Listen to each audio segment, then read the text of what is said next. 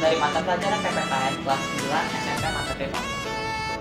Kali ini saya Niralo Kaciar, kelas 9 F absen 16 dengan nomor ujian 161 atau 161 akan mempresentasikan tentang berita-berita masalah yang terdapat dalam bidang ekonomi yang ada di Indonesia. Saya mewakili kelompok saya, yaitu kelompok bidang ekonomi 2 yang beranggotakan yang pertama Andrea Adisa kelas 9F absen 1, kedua Gabriel Raka Kristanto kelas 9F absen 11, ketiga saya sendiri Niralo Kaciar kelas 9F absen 15, dan yang terakhir Maria Angelina Gunardi kelas 9F absen 22. Yang aspek yang pertama yang saya akan bahas yaitu gagasan ekonomi. Penanggung jawab dari aspek ini yaitu Gabriel Raka Kristanto kelas 9F absen 11. Inti masalah dari gangguan ekonomi yang pertama yaitu kenaikan harga gas dapat membebani kegiatan produksi dari suatu penyebab dari terjadinya masalah ini yaitu yang pertama harga gas yang tinggi dinilai sebagai beban biaya produksi yang menurunkan daya saing industri. Yang kedua, daya saing semakin diperlukan di tengah kondisi perekonomian yang tidak menentu akibat bencana non alam, bencana alam, ataupun akibat faktor dari lain. Akibat dari gangguan ekonomi ada banyak. Yang kami dapat temukan yaitu 3.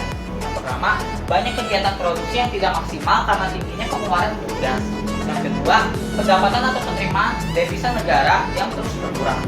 Ketiga, harga gas yang terus melonjak tinggi per tahunnya.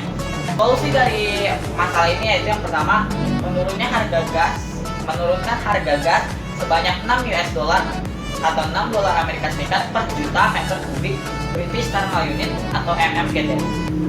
Kedua, mendorong ekspor yakni dengan cara memanfaatkan perang pasar ekonomi ASEAN, yaitu dengan cara meningkatkan daya saing. Ketiga, menetapkan Perpres atau Peraturan Presiden Nomor 40 Tahun 2016 yang membolehkan Menteri menetapkan harga gas tertentu apabila sudah terlanjur tinggi dari 6 US dollar atau dolar Amerika Serikat per juta meter kubik British Thermal Unit atau MMGT. Berikut ilustrasi yang kami dapat tampilkan kepada dan ini juga video yang kami dapatkan dari sumber-sumber berita. Sumbernya ditulis. Untuk sumber materi dari gangguan ekonomi yaitu yang kami dapatkan yaitu yang pertama sumber beritanya yaitu sumber kabar Kompas edisi Senin 3 Februari 2020 pada halaman 1 baris 6 dan kolom 1. Sumber gambarnya itu gambar pertama situ.com, yang gambar kedua Pixabay, gambar ketiga timurnews.com, dan stiker-stiker dari bawaan Microsoft Office tahun 2019. Aspek kedua yaitu ancaman ekonomi. Penanggung jawab dari aspek ini yaitu Andrea Adisa kelas 9F absen 1. Inti masalah dari ancaman ekonomi yang ditemukan oleh Andrea Adisa yaitu ancaman resesi Indonesia masih jauh dari nyata. Penyebabnya yaitu perlambatan ekonomi global bisa menurunkan pertumbuhan ekonomi Indonesia. Kedua, perang dagang antara negara Amerika Serikat dengan Cina membuat Amerika Serikat berencana menaikkan tarif impor atas produk Uni Eropa dan itu berdampak kepada seluruh negara di dunia. Ketiga, komponen tertentu yang membuat biaya produksi semakin mahal, yaitu regulasi dan institusi suatu pemerintahan dari negara. Akibat dari masalah-masalah tersebut yaitu pertama, perlambatan ekonomi yang tidak bisa dihindari oleh Indonesia dan negara-negara lainnya, dan Indonesia rawan terkena resesi ekonomi. Solusi dari masalah ini yaitu yang pertama, jika pemerintah fokus dan mengurangi permasalahan tersebut, maka pertumbuhan ekonomi Indonesia bisa meningkat secara pesat. Sumber-sumber materi yang kami dapatkan yaitu sumber beritanya dari situs CNN Indonesia yang diunggah pada hari Sabtu tanggal 5 Oktober 2019 pukul 10:07 waktu Indonesia Barat oleh Safi Maki sebagai penulis. Sumber gambar kami dapatkan dari Pixabay dan stiker kami dapatkan dari bawaan tema Microsoft Office 2019. Aspek selanjutnya dari masalah ekonomi di Indonesia yaitu hambatan ekonomi. Hambatan ekonomi dicari dan ditanggungjawabkan oleh Maria Angelina Gunardi kelas 9F absen 22.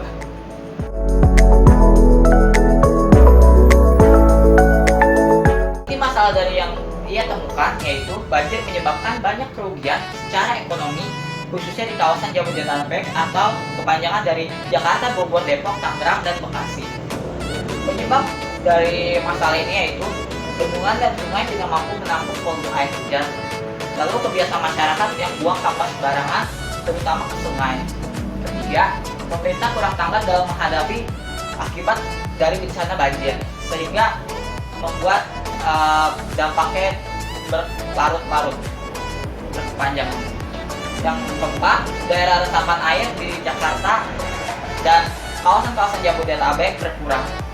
Kelima, alat pencegah banjir tidak dapat bekerja secara maksimal.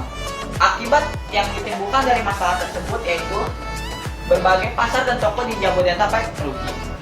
PT Jasa Marga kehilangan pendapatannya. PT Jasa Marga tidak hanya PT Jasa Marga saja, tapi PT-PT lain di Indonesia. Ketiga, pengusaha retail mengalami penurunan pendapatan. Keempat, banyak infrastruktur yang rusak dan sulit untuk diperbaiki, sehingga memerlukan APBN yang banyak. Kelima, banyak harta benda masyarakat yang hanyut dan rusak, sehingga masyarakat tidak bisa memakainya. Solusi dari masalah tersebut yaitu pertama, membiasakan masyarakat untuk membuang sampah pada tempatnya, menambah daerah resapan air dengan menanam tanaman dan melakukan reboisasi atau penanaman hutan yang gundul kembali. Ketiga, mendaur ulang sampah dengan berbagai metode, misalkan dengan metode reduce mengurangi sampah, reuse menggunakan kembali sampah yang masih berguna dan masih bisa berfungsi dengan baik, dan ketiga recycle yaitu mendaur ulang sampah-sampah yang anorganik.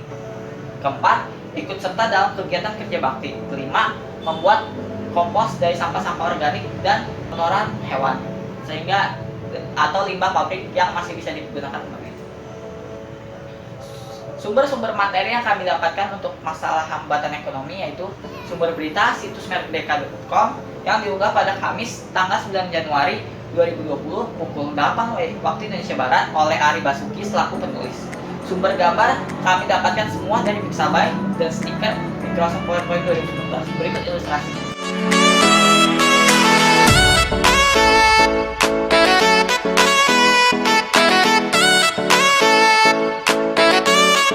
Masalah yang dapat saya temukan yaitu pertumbuhan ekonomi Indonesia melambat sepanjang tahun 2019 kemarin, sehingga apakah Indonesia bisa lebih baik dan keluar dari masalah tersebut dan bertumbuh serta maju dalam ekonomi di tahun 2020. Nanti kita lihat. Itulah tantangan bagi negara kita yang di Indonesia. Penyebab dari masalah tersebut yaitu dari daya beli masyarakat Indonesia yang tinggi atau konsumtif pada barang-barang impor, sedangkan berbanding terbalik dengan barang-barang lokal yang cenderung rendah dalam pembelian barang-barang lokal, sehingga tidak memunculkan rasa cinta produk-produk dalam negeri. Kedua, kurangnya investor yang menanamkan modal di Indonesia. Tiga, komoditas ekspor yang dimiliki Indonesia berkurang sehingga kalah dari negara-negara sekitar, dan teknologinya yang masih kurang maju apabila dibandingkan dengan negara tetangga sendiri yaitu Singapura, masih jauh. Keempat, bencana-bencana di Indonesia yang baru-baru ini terjadi membutuhkan banyak biaya untuk mengevakuasi masyarakat dan menata ulang kawasan yang terdampak. Tidak hanya bencana alam, namun bencana non-alam seperti coronavirus yang sedang terjadi pada tahun 2020 ini. Yang kelima, kurangnya lapangan pekerjaan yang tersedia dan peluang usaha bagi masyarakat Indonesia. Akibat-akibat yang dapat ditimbulkan dari masalah-masalah di aspek tantangan ekonomi yaitu yang pertama, kurs atau nilai tukar dari mata uang Indonesia yaitu rupiah melemah dan menyebabkan harga-harga barang-barang dari luar negeri naik dan terlihat lebih mahal dari biasanya. Kedua, harga-harga barang di Indonesia mengalami kenaikan akibat dari kurs tadi dan akibat bahan baku yang semakin mahal juga. Tiga, tingkat kemiskinan masyarakat Indonesia mengalami kenaikan.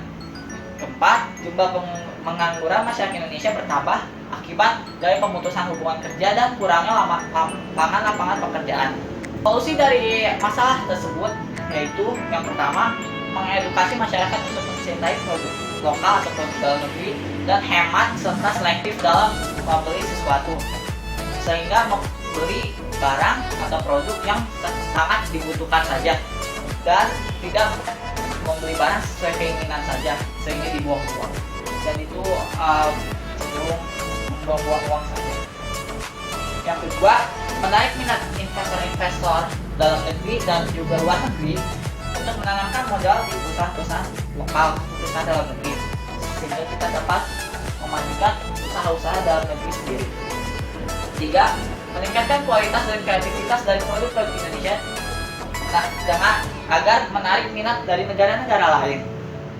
Keempat, mencegah bencana-bencana akibat ulah manusia yang masih bisa dicegah dan berpengaruh ke ekonomi negara dengan menjaga lingkungan dan menggunakan sumber daya alam seefektif mungkin dan tidak membuang-buang sumber daya alam secara sia-sia. Selanjutnya yaitu membuka banyak lapangan pekerjaan bagi masyarakat Indonesia. Selanjutnya yaitu memberi masyarakat pengarahan dalam membangun usaha kreatif.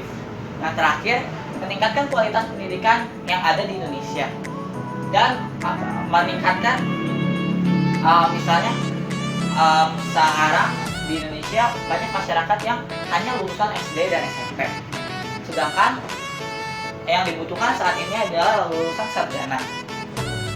Kita harus membuat mereka yang lulusan hanya SD, SMP, dan SMA untuk berkuliah di universitas tertentu atau semua universitas itu nggak apa-apa, kayak kuliah di universitas dengan bantuan biaya subsidi yang benar-benar kena atau benar-benar mengarah ke orang-orang yang membutuhkan. Materi yang kami dapatkan yaitu pertama, sumber beritanya kami dapat dari situs kompas.com yang diunggah pada Senin tanggal 13 Januari 2020 pukul 15.38 waktu Indonesia Barat oleh Adi Perati Kurnia selaku penulis dan Metos Mana selaku penyunting atau editor. Kedua, sumber gambar yang kami dapatkan yaitu gambar 1 dan 2 kami dapatkan dari Pixabay semua, dan stiker yang terdapat di slide itu didapatkan dari Microsoft PowerPoint 2019 bawah. Sekian presentasi dari saya mewakili kelompok saya. Semoga presentasi ini membantu kalian semua untuk belajar dan memajukan Indonesia ke menjadi negara maju dan lebih baik dari sebelumnya. Dan mari kita cintai negeri sendiri. Sekian dari saya.